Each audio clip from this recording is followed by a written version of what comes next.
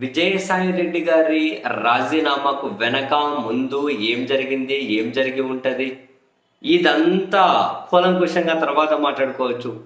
But ఒకటైతే fact, YSR Congress party వాళ్ళ view పాయింట్లో, వైఎస్ఆర్ కాంగ్రెస్ పార్టీ అభిమానులు, కార్యకర్తలు వాళ్ళ వ్యూ పాయింట్లో ముమ్మాటికి విజయసాయి రెడ్డి గారు జగన్మోహన్ రెడ్డి గారికి డెఫినెట్లీ ద్రోహం చేశారు వాళ్ళ వ్యూ పాయింట్లు.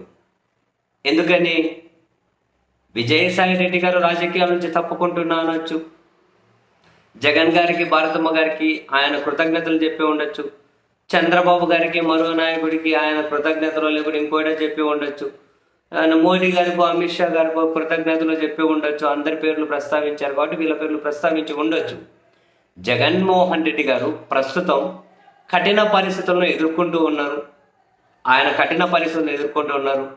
అధికారానికి దూరమయ్యారు. అటువైపు ఏమో రాష్ట్రంలో, కేంద్రంలో అధికారంలో ఉన్న వాళ్ళు వైసీపీ వాళ్ళని టార్గెట్ చేస్తూ ఉన్నారు.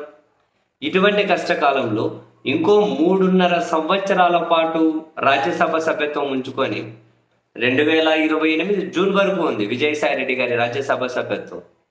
సో ఇంకా 3.5 years రాజ్యసభ సభ్యత్వాన్ని ఉంచుకొని వైఎస్ఆర్ కాంగ్రెస్ పార్టీకి రాజీనామా చేయడం, జగన్ గారు కష్టకాలంలో ఉన్నప్పుడు ఆయనను వదిలేసి వెళ్ళడం అన్నది డెఫినెట్లీ ఆయనకు మోసం చేసినట్లే. మోసం, ద్రోహం అని ఎందుకు? మోసం అని ఇక్కడ ద్రోహం చేసినట్లు. మోసం అని కాదు కానీ ద్రోహం చేసినట్లు. ద్రోహం అని ఎందుకు? ఇప్పుడు వైఎస్ఆర్ కాంగ్రెస్ పార్టీ నమ్మి ఆయన జగన్ గారు ఒకరికి అవకాశం ఇచ్చారు. ఇప్పుడు విజయసాయి రెడ్డి గారికి 2023లోనే 2000 అవకాశం ఇచ్చారు. మరి ఇప్పుడు ఆయన వదిలేశారు ఆ రాజ్యసభ సభ్యత్వం. అంటే దాని మీనింగ్ ఏంటి? అది ఇంకెవరికో పోతుంది. అంటే ఇంకెవరికో పోవాలనే రాజీనామా చేశారు.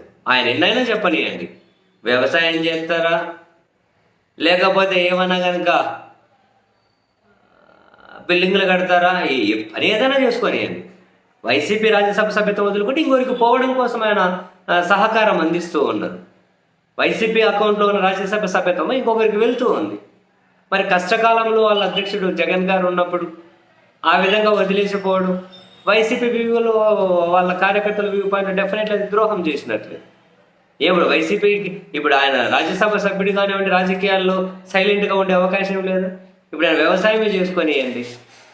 పార్లమెంట్ ఇప్పుడు జరిగితే పార్లమెంట్ సమావేశం జరిగేది ఎన్ని రోజులు? ఆ జరిగే రోజులు అక్కడికి పోయి వ్యవసాయం చేసుకోకూడదు. విజయసాయి రెడ్డి గారు ఏమైనా పడుకో మడక పెట్టి దున్నుతారా, లేకుంటే పార పట్టుకొని పాదులు చేస్తారా, లేకుంటే ఏమైనా గడ్డి పీపుతారా? ఏం చేయరు కదా. వ్యవసాయం చేయడం చేపిస్తారు. రాజ్యసభ సభ్యత్వం ఏమంటుంది? అదేం ప్రత్యక్షంగా నియోజకవర్గానికి వెళ్ళి రాజకీయం చేయాల్సిన అవసరం కూడా లేదు. ఆయనకు రాజకీయాలు ఇంట్రెస్ట్ లేదు అంటే రాజ్యసభ సభ్యత్వం అయిపోయిన వరకు అలాగే కంటిన్యూ ఉండొచ్చు.